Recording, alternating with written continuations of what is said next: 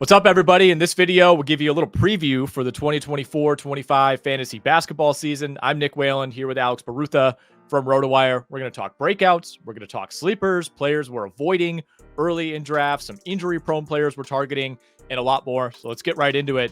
Alex, my first question for you, who is your favorite breakout player this season? I like OKC's Jalen Williams. He is one of the top options, actually, when it comes to most improved player odds this season. But with Josh Giddey gone, I think Jalen Williams becomes the de facto number 2 playmaker for OKC. He could end up running their bench unit. That wouldn't surprise me. And obviously, being so young, there's just a lot of upward trajectory for him. Yeah, no question about that. Love Jalen Williams. I think he does take on that secondary playmaking role with Josh Giddey now in Chicago. Could see some more minutes as well. A guy who's taken major steps forward each of his first couple of seasons in the association. Let's talk sleepers, Alex. Guys going outside of the top 100 in most fantasy basketball drafts. I know you've been doing a ton of mocks, a ton of drafts early this season. And we'll try to get a little bit outside the box here. If you're late in your draft, you're looking for somebody who could really pop this season, give me a player you've been targeting. I'm going to go with Keyonte George, partially because he's not a household name. So if you're playing a more casual league, like some other guys that might qualify as sleepers, could get drafted earlier than their ADPs because guys know who they are. But I think Keyonte George playing for the Utah Jazz is still fairly anonymous. Should be their starting point guard this season. Had a really strong end of the season, February through April, was averaging like 16 points, 5 assists. His field goal percentage was kind of shaky, but I think that he can improve that as a sophomore. Yeah, I love Keyonte George, especially in points leagues. I think for a lot of last season, the Jazz felt like somewhat of a throwaway team. It's like maybe you had John Collins, maybe you had Lauri Markkanen. You were probably frustrated with how those guys were used or not used at the end of the season. This could be another year like that for the Utah Jazz. They're probably not going to be a team that has a great chance to make the playoffs. Maybe they push for the play-in the Western Conference. I have my concerns about Markkanen. I have my concerns about Collins, maybe even Colin Sexton as well, as far as whether those guys could be shutdown candidates. But is part of the appeal with Keyonte George that he's so young that he kind of avoids the potential shutdown if Utah is, say, the 12th best team in the Western Conference? Yeah, I think that's some of it for me. And the fact that they just need a second or a third option on offense. I mean, Lauri Markkanen is going to lead the thing. And I do think Colin Sexton is also a good pickup this season, probably qualifies as a sleeper. But George should be either their second or their third, offensive driver.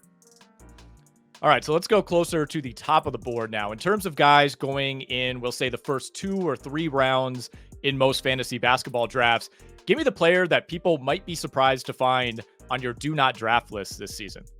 Yeah, so I didn't want to go purely through like injury or age for this. So I decided Jalen Brunson in the first 2 rounds. I just don't want to draft him. I know he's a pretty common pick in the second round this season. Finished last year as, basically a second round value, maybe early third round value. But I just think with Mikal Bridges coming in, with Julius Randle starting the season healthy, and, we're obviously hoping he plays the whole season healthy. Like, I think Brunson's usage is just going to decrease. I don't think that what he was seeing, even though he was great in his role last season, I don't think what he was doing from a usage perspective was totally sustainable. I don't even think it's what he or the team necessarily want, especially when you're trying to go for a deep playoff run. So I won't be surprised if he ends up, closer to like a 4th or a 5th round value this year. If you're enjoying this video, please give it a like. And of course, please subscribe to the RotoWire Fantasy Basketball YouTube channel. We'll be bringing you a ton of content leading up to opening night on October 22nd and throughout the entire NBA season. You can find videos, you can find our live podcast as well. So hit that subscribe button, bang on it as hard as you can right now so you don't miss any of that content coming your way. All right, Alex, which injury-prone player this season are you willing to buy in on? I know this is a difficult question. Everybody's trying to avoid the landmines, but if there's somebody who's burned us maybe these last couple of seasons, who are you willing to buy back in on? I'm going with LaMelo Ball, who is being drafted like in the mid-20s, even 30s on some sites right now. And to me, he's young enough to where I'm not going to 100% slap like this guy's injury prone forever label on him. The team has struggled the past couple seasons, and I think that he was probably brought back slower than he otherwise probably could have been. So I think his games played is lower than it may be, if they were more competitive. And honestly, like, there's just not that many guys in this range, in the 20 to 30 range in your draft, who I think have legitimate first round upside, at least on a per game basis, and he fits that bill still. As somebody who invested heavily in LaMelo Ball last season, I take your point. I understand it. I respect it. I'm not sure I could go back in on LaMelo Ball, but you make a good point. A lot of these injury-prone guys, you're looking at the risk-reward profile, and not many of those guys, you can see finishing as like the number 6 overall fantasy player. And certainly LaMelo Ball, when healthy, has that potential and played well in the few games that he was out there last season. All right, Alex, next question. I'm going to give you 3 names here: LeBron James, Kevin Durant, Stephen Curry. All 3 going within 10 picks or so of each other in most drafts. All 3, of course, played on the Olympic team, played heavy minutes in the Olympics. All 3 are 36 or older heading into the season. Which of those 3 players are you most comfortable drafting in fantasy basketball this season? I'm going to go with Steph Curry. I feel that way partially because I think his team needs him the most out of all compared to Durant or LeBron. The Lakers, they have AD, they have Austin Reeves and D'Angelo Russell who can take some playmaking duties. Obviously, the Suns have Devin Booker and Bradley Beal when Beal is healthy. But the Warriors, losing Clay, I know they backfilled a little bit, but they are really, really going to need Curry to step up. Like, if any of these guys, I think, just has to finish as a first-round fantasy value or who has the highest ceiling, I guess, in general, it's just going to be Curry. He's by far the clear number 1 option on that team and has a high ceiling.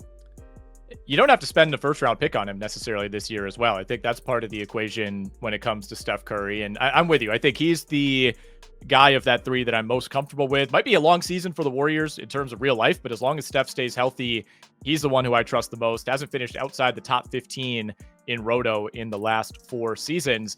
Let me flip that question, Alex. LeBron, Durant, Stephen Curry, which of those 3 are you most looking to avoid this season? I think maybe LeBron, just because I do feel like they have the most help. Although I do think he is the least injury prone of the 3, so it's sort of hard to say between him and Durant. All right, last question. Give me 1 or as many as you want, Alex. Boring veterans, guys who no one really feels excited about drafting, but players who are going to end up returning value, probably exceeding their ADP this season. Yeah, I'm going to go with some 3 later draft guys that you can get for not much cost, which is Chris Middleton, who you can draft around pick 100. Maybe he doesn't have the 25-5 upside that he did, but I think he can get pretty close. And at pick 100, the injury risk just doesn't really matter as much. Malcolm Brogdon, who obviously another very injury-prone guy, but I have been asking myself the question, is he actually the best player on the Wizards? And can you get the best player on the Wizards at pick 135? Possibly. And then the third guy being Dennis Schroeder. The Nets just don't have a lot of offensive playmakers at all. And I think Cam Thomas is going to run the team, but I think Schroeder becomes like de facto number 2 and the guy who may sort of orchestrate the offense more or less. Love the call on Dennis Schroeder. He's somebody who's played for seemingly every team at this point. And, I think the Nets, obviously you worry about a shutdown at some point. I don't know if that's even going to be a concern. I don't think, with the current roster that the Nets have, I don't think that they're going to be good enough to really, push for a play-in spot. I think they could be just fine playing Dennis Schroeder 75 plus games if they need to. So I like that call quite a bit. For me, CJ McCollum, he's still the guy. This has been the case for like 4 years now. I always end up drafting CJ McCollum. It feels like he drops 5 to 10 picks every year. He's still rock solid. New Orleans did bring in DeJounte Murray, so you do wonder about that. You still wonder if perhaps Brandon Ingram could be moved at some point, but CJ McCollum to me is about as rock solid as it gets in terms of a guy you can get around, pick 80, 85. We got to mention Tobias Harris. He's probably the poster boy for this question, right? He's going to be one of the guys in Detroit. Not necessarily an appealing situation. Obviously, you got Cade Cunningham and Jalen Duren and some young talent, but they brought in Tobias Harris for a reason. Jonas Valanciunas comes to mind for that loaded Washington Wizards roster. And then Bogdan Bogdanovic in Atlanta is a guy who I've ended up with in a lot of early drafts as well. Also throw out Ivica Zubac. I love getting Zubac after pick 100. Rock solid, plays a ton of games. He's going to start for the Clippers as he does every year. Just one of those guys who, again, nobody's excited to draft, but almost always is going to return value for you.